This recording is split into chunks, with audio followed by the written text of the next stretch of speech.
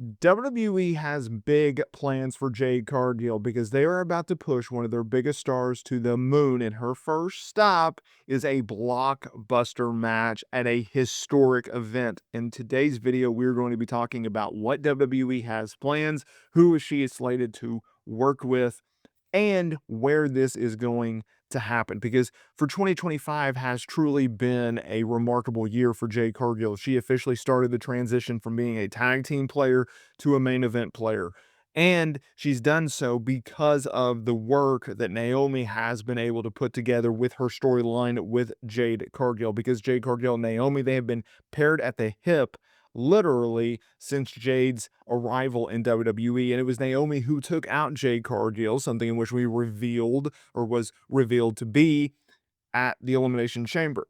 They worked a match at WrestleMania. Jade surprisingly went over. Now, there have been rumors that WWE was potentially going to do a Jade Cargill versus Charlotte Flair program, which did throw some fans off because it's like, well, wait a minute. Jay still has this program with Naomi. Naomi is focused on Money in the Bank. She ultimately won Money in the Bank. She actually beat Jade Cargill in a qualifying match that also included Nia Jax to make it the Money in the Bank. What about that feud? I know we've had little teases here and there of Jade and Charlotte, but how are they going to get there? What are we doing? Well, now a new report has shed more light on the situation and, more importantly, has given some serious clarification as to what WWE has going on for Jade Cargill in the next month or so, because we all know that Evolution is coming up on July 13th. It's the first event that an all-women's show will take place since 2018. It's a major deal, right? And so fans were like, okay, so they're going to do Charlotte versus Jade at Evolution. That's been discussed. Okay, I like that. It's a big time match. It's a big time program for Jade. It gives something of notable significance for Charlotte Flair, but instead, no. WWE is not going in that direction, okay? Because WWE is expected to start setting up storylines for the July Evolution pay-per-view this week. They did so with Becky Lynch and Bayley on Monday Night Raw. They did so with Liv Morgan and Nikki Bella. And given the show that is in Atlanta, PW Insider is reporting that they have been told to expect a big push given to Jade Cargill leading into the event. She's local in that area, therefore she's a strong promotional standpoint. It's a great hook to help move tickets. And they are planning a significant match because it is going to be, the early word over the weekend was Naomi would be facing Jade Cargill at Evolution. Now, Naomi has talked up having a stipulation match with Cargill in recent media interviews.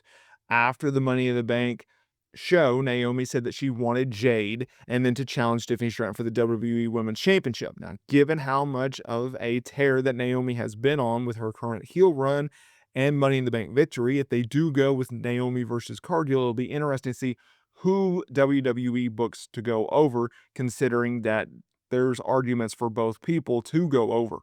First and foremost, here's the reason why it's necessary, or at least just to give context to, okay, so Jade's from Atlanta, big whoop-de-doo. Like, why would she sell a lot of tickets? Will she sell some tickets because she's purely from Atlanta? Sure. Here's the reason why it's so important for them to move tickets and move tickets as quickly as possible.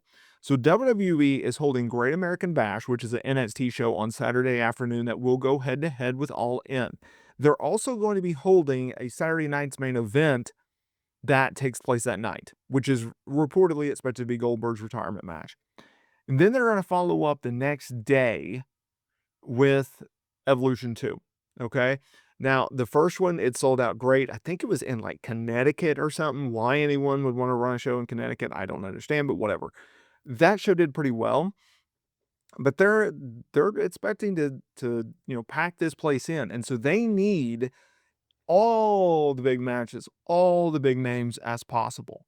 And I think a Naomi versus Jade Cargill match, but more importantly, a Naomi versus Jade Cargill blow-off match is huge. I had been talking about how I think that's where they were going if they did not do Charlotte versus Jade at Evolution 2.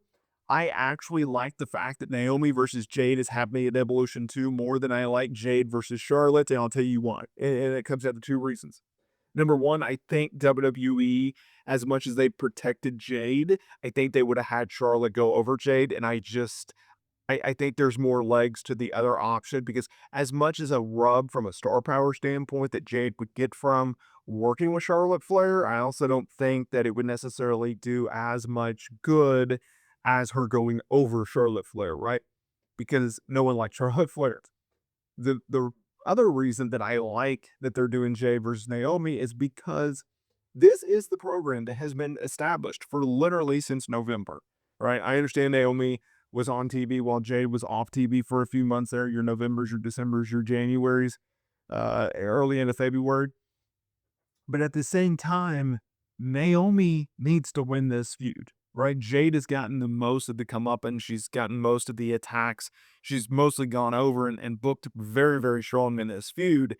As I've said in the past, I believe that WWE did make a minor mistake at WrestleMania 41 when they decided, hey, we're going to have Jade go over Naomi at WrestleMania in a singles match. Now, this was the first singles non-title female match at WrestleMania since 2006. Okay, so it was a significant booking, especially with the way that WWE and Triple H books its PLEs.